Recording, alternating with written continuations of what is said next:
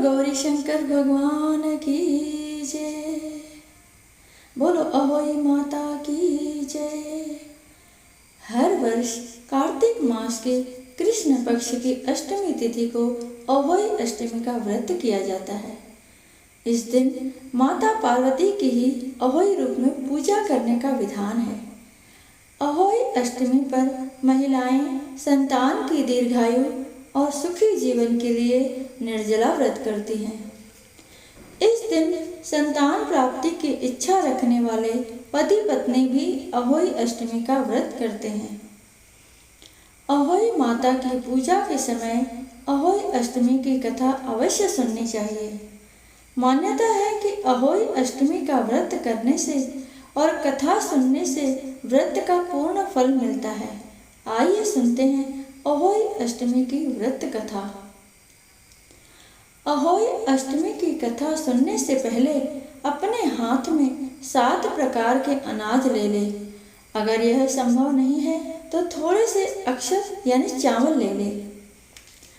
प्राचीन समय की बात है, एक नगर में साहूकार के 7 बेटे और उनकी 7 बहुएं और एक बेटी रहती थी। बेटी की भी शादी हो चुकी थी, लेकिन दीपावली पर अपने मायके आई हुई थी। साहूकार की बहुएं दीपावली की साफ सफाई कर रही थी। ननद भी भाभियों के साथ घर की लीपा पोती के लिए जंगल से साफ मिट्टी लेने गई। जंगल में मिट्टी निकालते वक्त खुरपी से स्याहू का एक बच्चा मर गया। इस घटना से दुखी होकर स्याहू की माता ने क्रोधित होकर कहा कि मैं तुम्हारी कोख बांध दूंगी। स्याहू के वचन सुनकर साहूकार की बेटी सभी भाभियों से एक एक करके विनती करने लगी कि वह मेरी जगह अपनी कोख बंधवा ले, क्योंकि साहूकार की बेटी की कोई संतान नहीं थी और उसकी सभी भाभियों की संतान थी। ज्यादा विनती करने पर सबसे छोटी भाभी से अपनी ननद का दुख देखा नहीं गया और उसने ननद की जगह अपनी कोख बंधवा ली।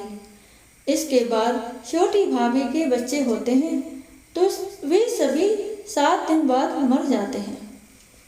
सभी बच्चों के एक एक करके मर जाने पर साहूकार ने एक ज्ञान पंडित को बुलाया और इसका कारण पूछा।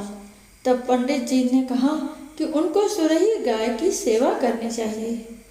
वह सुरही गाय की सेवा में लग जाती है और उसका पूरा ध्यान रखती है।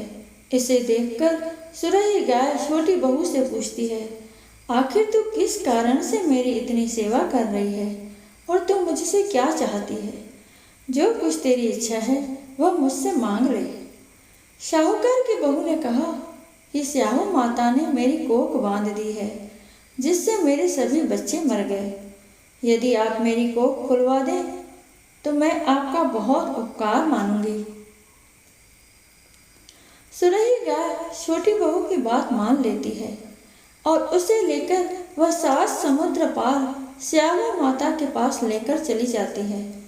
रास्ते में उसे एक गरुड़ पक्षी के बच्चे सांप को मारने वाली होती, लेकिन साहूकार की बहू सांप को मार देती है और गरुड़ पक्षी के बच्चे को जीवन दान देती है।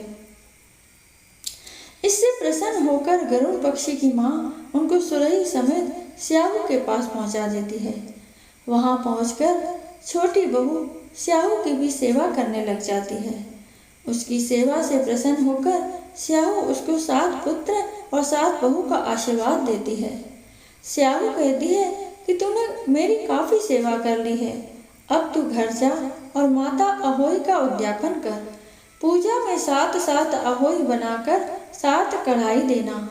छोटी बहू जब घर जाती है तो देखती है कि उसके 7 संतान जीवित है और उसकी 7 बहुएं भी हैं।